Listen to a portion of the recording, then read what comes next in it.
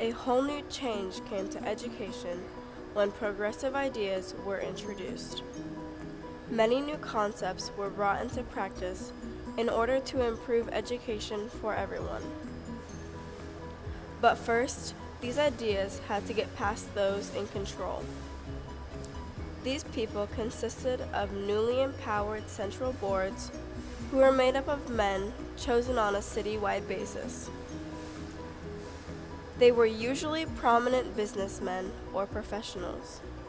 However, this did not hinder the progressive ideas of what was thought to be the purpose of school. Instead of learning just what you needed to know, schools followed a curriculum including basic math, history, arts, and more. Changing the curriculum was the dominant issue in the high schools throughout the early 1900s, and there developed an academic track, commercial track, and a vocational track for students. Unfortunately, still early in the 1900s, many children were not in school. If they were, it was for fewer months in the year and not as many years of the child's life.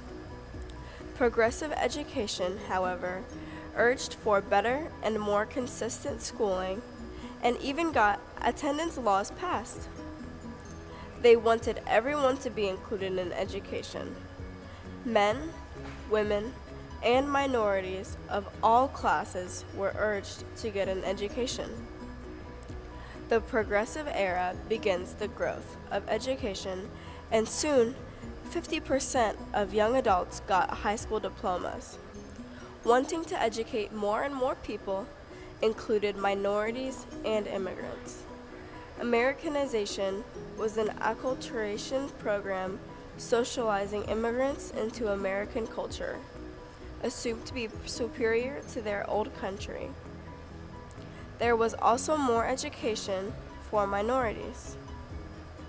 Booker T. Washington, who pushed for more inclusive schooling so that African Americans should learn trades that would offer them the opportunity to be progressive citizens. Instead of fighting against discrimination, Washington argued that African Americans should use their education and knowledge to become self-sufficient in American society and not in competition with white Americans. Early progressivists believed that society's problems, such as poverty, poor health, violence, greed, racism, and class warfare, could be best eradicated through better education, a safer environment, a more efficient workplace, and a more honest government. Progressives at this time were primarily college-educated urban dwellers who believed that the government could be used as a tool for change. With the move to citywide boards, the power of the superintendent changed substantially and became professionalized. There was an increase in authority of impersonal, objective, and distant governing bodies who would choose what is taught in schools. With the shift of authority from neighborhood schools to local school districts, there was a decrease in authority for local, representative governing agencies. Two had prominent roles during this time. Many groups organized to push for gender equality, prison reform, the creation of public kindergartens, daycare for children of working mothers, and facilities to support children in need.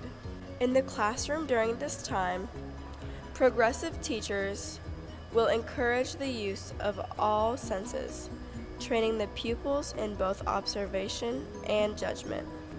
Instead of giving recitations only, they will spend most of the time teaching how to use various sources of information, including life activities as well as books. There is a focus on how to reason about the information acquired and how to express the conclusions reached. The conduct of the students should be governed by themselves according to the social needs of their community. There is full opportunity for initiative and self-expression in the classroom. In progressive schools, the environment should be rich in interesting material that is available and free for every student to use. Overall, schools became actual facilities rather than one classroom buildings, and teachers acted more as guides than just sources of information. Educational changes really start to arise here in the progressive era and continue to change ever since.